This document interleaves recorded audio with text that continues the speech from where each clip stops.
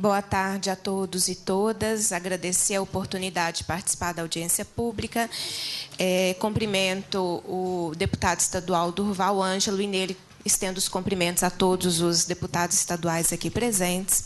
Queria iniciar, Durval, fazendo uma observação. Tudo que eu vou dizer, eu trouxe documentos que comprovam. Absolutamente tudo que estarão à disposição dos deputados e dos órgãos que nós já iniciamos um processo de denúncia do que tem acontecido. Na verdade, a estratégia da judicialização da demanda com o Sindifisco é uma estratégia que nós percebemos que tem sido adotada contra o movimento sindical em Minas Gerais, que discorda do posicionamento do governo do Estado. Aqui nessa mesa, com certeza, nós não pensaremos igual. Mas eu acredito que nós não sairemos daqui uns processando os outros porque pensamos diferentes. E essa não tem sido a prática do governo. Eu preparei um relatório que eu vou apresentar enquanto o tempo me permitir. São duas questões. Uma é a criminalização da luta sindical em Minas Gerais e o segundo é a judicialização da luta sindical em Minas Gerais. Vou apresentar durante todo o tempo que eu puder fazer uso da palavra. Nós percebemos que a criminalização ela tem sido uma tentativa para desarticular a organização sindical no Estado e para diminuir a capacidade de luta e mobilização dos profissionais da educação. A atuação direta, nós vamos perceber vários órgãos que vêm atuando nessa criminalização. Primeiro, a atuação direta da Secretaria de Estado da Educação foi a abertura de processos administrativos disciplinares contra lideranças do movimento da greve de 2011. Até o momento, nós acompanhamos 30 processos administrativos disciplinares, o que corresponde, muitas vezes, a quase 100 profissionais da educação. E o curioso, eu estava mostrando aqui para o deputado Lafayette Andrade, que chega-se a falsificar documentos para instruir o processo administrativo disciplinar.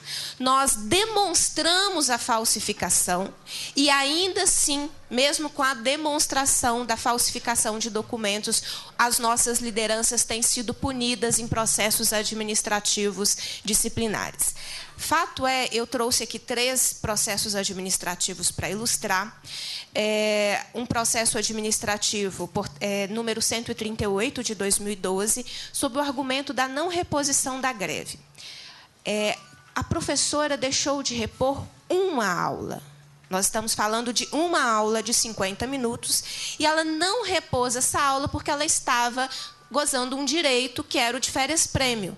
E nós já havíamos acordado com o Estado que respeitaria esses direitos. Mas ela respondeu um processo administrativo disciplinar porque ela não trabalhou uma aula de 50 minutos porque ela estava em gozo de um direito que era de férias-prêmio.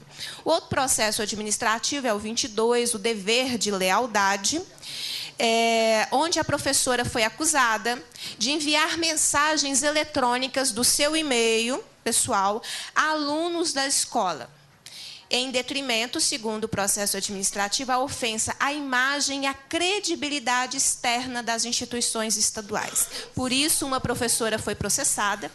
E aí nós demonstramos que, na verdade, os alunos faziam perguntas sobre a greve. Por quando que voltava, por que era greve, o que estava acontecendo. E nós demonstramos isso e o processo administrativo disciplinar foi instaurado. Outro processo administrativo é o 43 e também o 44, por praticado condutas a fim de inviabilizar a regular aplicação do PROEB e do CIMAV. Nós demonstramos que isso não aconteceu, com provas. E, ainda assim, o que nós percebemos no caso desses 2 processos administrativos disciplinares é que o Estado repetiu o processo. Já estava processando essas pessoas por descumprimento do calendário de reposição, processou novamente sem ter o cuidado da apuração das denúncias que foram feitas. Teve o caso que eu já citei aqui algumas vezes de uma auxiliar de serviços gerais que foi que respondeu o processo administrativo disciplinar. Nós sabemos o que uma auxiliar de serviços da educação básica faz na escola? Ela faz a merenda. Como é que ela boicotou o PROEB? Ela envenenou a comida? Ela fez uma comida ruim no dia para que as crianças tivessem dor de barriga? Como ela boicotou o PROEB? E ela foi processada pelo Estado. Bom, continuando, outra ação da Secretaria foi a punição a trabalhadores que participaram da greve, que foram impedidos de assumir funções de direção de escola ou foram demitidos durante a greve de 2011. As manifestações públicas da categoria passaram a gerar boletins de ocorrência junto à Polícia Militar, que eram utilizados como justificativa para a intimação de lideranças do movimento. Aí não precisa ser diretor do sindicato. Você se destacou, é uma liderança do movimento, você passa a ser intimado para depor, você passa a receber a visita da Polícia Militar em datas que antecedem as nossas mobilizações. E isso se tornou uma prática a partir principalmente de 2011. O Ministério Público chegou a abrir inquérito civil público para apurar condutas durante as nossas manifestações de rua.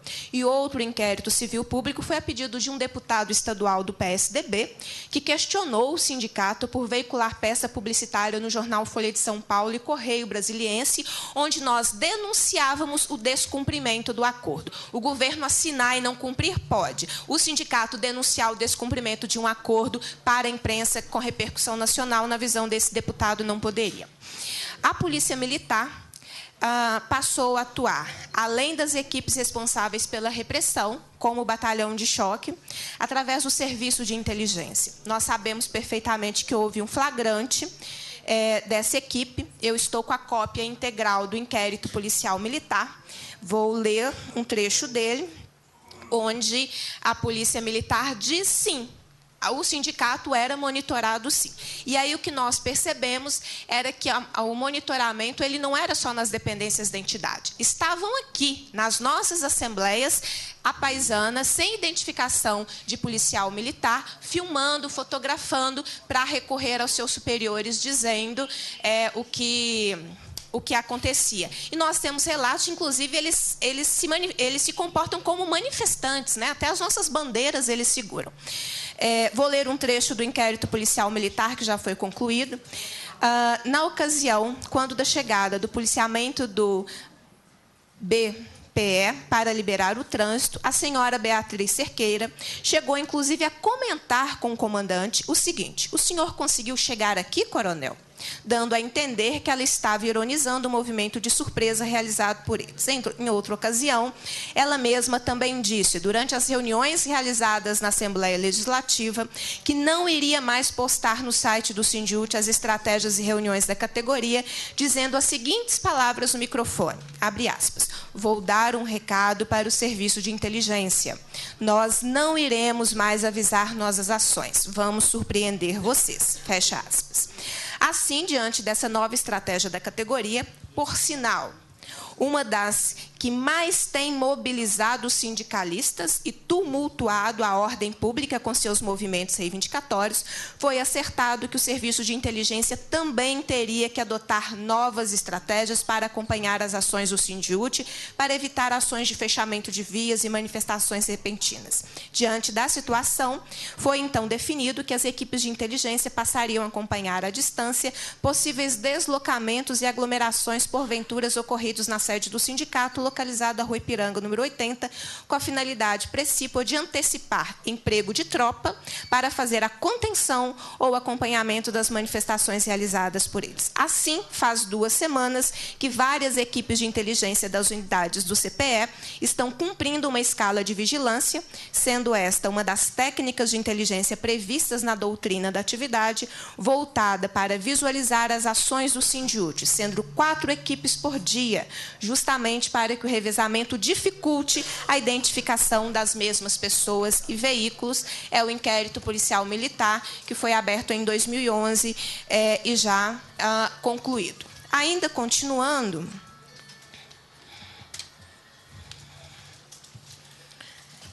Durante a greve, a Secretaria de Estado iniciou um processo de punição da categoria que estava em greve. A Resolução 1924, editada em 14 de setembro de 2011, que autorizava a contratação de professores, também estabeleceu que quem havia feito a greve não poderia ser contratado pelo Estado. Artigo 3º. Não poderão ser designados profissionais da Secretaria de Estado da Educação que aderiram à paralisação. A Resolução 1905, de 8 de agosto de 2011, também emitida pela Secretaria de Educação, além de, novamente, autorizar a contratação, mantém a punição. Artigo 3º. Não poderão ser designados profissionais da Secretaria de Estado da Educação que aderiram à greve. Ainda nós tivemos acesso a uma orientação eletrônica às escolas estaduais que reforçava a estratégia de substituir quem estava em greve. Será permitido que um professor efetivo ou efetivado assuma essas aulas de falta de greve como extensão de carga horária. Nós temos também o termo de visita da inspetora escolar Lucélia Brant à Escola Estadual Betânia Tolentino Silveira, no município de Espinosa.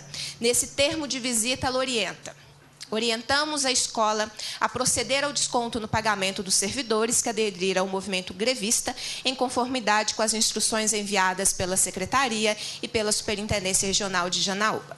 Orientamos a escola a solicitar declaração por escrito de todos os servidores que optaram fazer a greve para arquivo em sua pasta funcional. Ainda a orientação 03 de 2011, que foi emitida no dia 19 de agosto de 2011, diz o seguinte: à vista da situação excepcional vivenciada com a greve dos profissionais da educação e considerando o caráter discricionário para a concessão de afastamento para o gozo de férias-prêmio, orienta os servidores que tiveram férias-prêmio programadas para o segundo semestre de 2011, cujos atos não foram publicados, deverão aguardar em exercício as referidas publicações. As SRS somente estão autorizadas a publicar atos de afastamento em férias-prêmio para o servidor que não tiver greve a repor. Ainda continuando, comunicado assinado pela Secretária de Estado da Educação, em 30 de agosto de 2011, convoca os profissionais da rede estadual de ensino e, especialmente, aqueles cujo ingresso tenha ocorrido mediante designação, a retornarem imediatamente ao exercício das suas funções. Ela continua: esclarece que o ato de designação representa medida excepcional e precária e o não comparecimento do servidor que se encontra nessa situação constitui falta injustificada. Eu disse para vocês que esse é um documento do dia 30 de agosto, portanto, antes da greve ser declarada abusiva. A secretária, com a caneta, decide que a greve não é legal e, portanto, a falta para ela se torna injustificada. Fechei meu comentário, vamos continuar. A greve vem causando prejuízos irrecuperáveis aos alunos da rede estadual de ensino, especialmente aqueles em fase de conclusão do ensino médio, tendo em vista a realização do Enem em outubro e sua utilização nos vestibulares e no ProUni. Então, da mesma forma, a greve vem causando transtornos às famílias desses alunos e à própria sociedade, não subsistindo motivos para que os professores não retornem à sala de aula.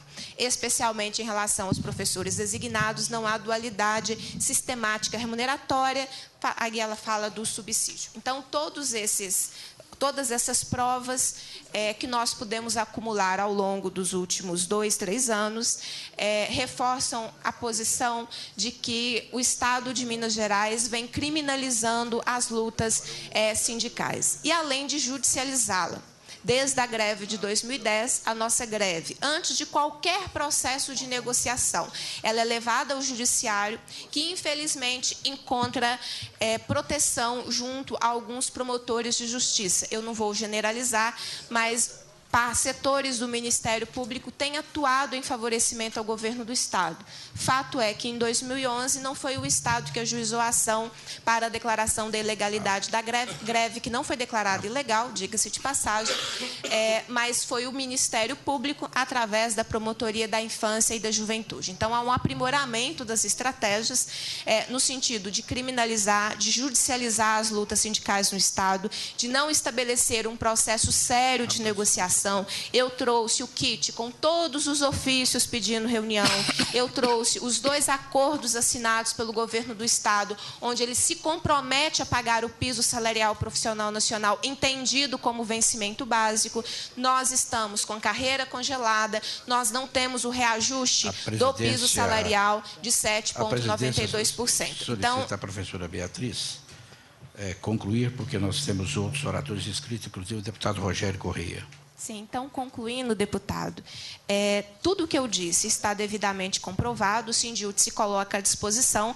Na data de hoje, nós apresentamos uma representação criminal contra uma diretora de Superintendência Regional de Ensino, porque nós não estamos suportando as relações como estão sendo estabelecidas, de desrespeito, de assédio moral, de não estabelecer processos de negociação. Nós temos uma assembleia marcada para quarta-feira, dia 5 de junho, com indicativo de greve. Eu pergunto a vocês, qual foi a movimentação que o governo do Estado fez para dialogar e, quem sabe, evitar a deflagração de uma greve? Porque toda greve é evitável, basta um processo sério de negociação. A greve de 2011, ela era evitável. O governo ficou 6 meses conversando com o sindicato, não apresentou proposta nenhuma em relação à pauta de reivindicação. Foi notificado com mais de 8 dias do início da greve e também absolutamente nada fez. Em 2010, nós decidimos a deflagração da greve no dia 16 de março, para uma greve que começaria no dia 8 de abril.